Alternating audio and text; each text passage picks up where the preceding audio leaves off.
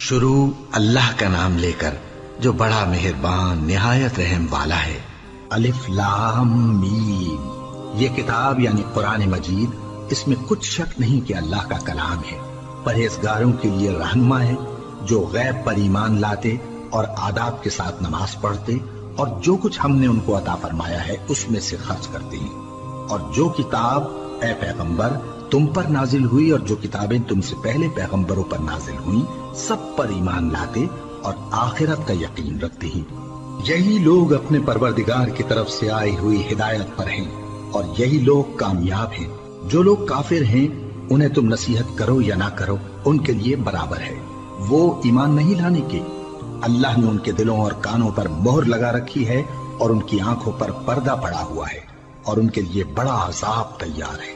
اور بعض لوگ ایسے ہیں جو کہتے ہیں کہ ہم اللہ پر اور روز آخر پر ایمان رکھتے ہیں، حالانکہ وہ ایمان نہیں رکھتے۔ یہ اپنے خیال میں اللہ کو اور مومنوں کو دھوکہ دیتے ہیں، مگر حقیقت میں اپنے سوا کسی کو دھوکہ نہیں دیتے اور اس سے بے خبر ہیں۔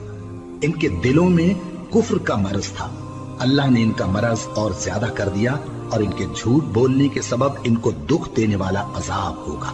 اور جب ان سے کہا جاتا ہے کہ زمین میں فساد نہ ڈالو تو کہتے ہیں کہ ہم تو اصلاح کرنے والے ہیں۔ دیکھو یہ بلا شبہ مفسد ہیں لیکن خبر نہیں رکھتے۔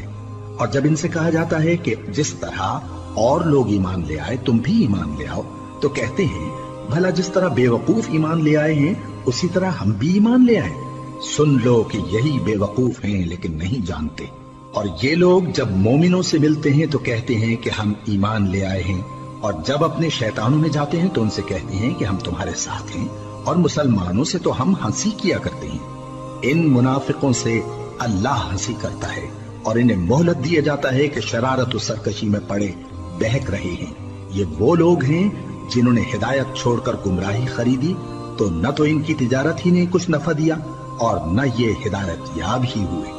ان کی مثال اس شخص کی سی ہے جس نے شب تاریک میں آگ جلائی، جب آگ نے اس کے ارد گرد کی چیزیں روشن کی تو اللہ نے ان لوگوں کی روشنی زائل کر دی اور ان کو اندھیروں میں چھوڑ دیا کہ کچھ نہیں دیکھتے۔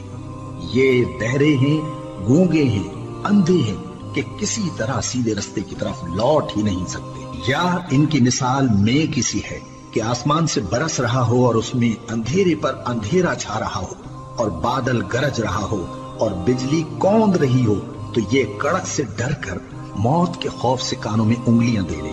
اور اللہ کافروں کو ہر طرف سے گھیرے ہوئے ہے، قریب ہے کہ بجلی کی چمک ان کی آنکھوں کی بصارت کو اچک لے جائے۔ جب بجلی چمکتی اور ان پر روشنی ڈالتی ہے تو اس میں چل پڑتے ہیں، اور جب اندھیرا ہو جاتا ہے تو کھڑے کے کھڑے رہ جاتے ہیں۔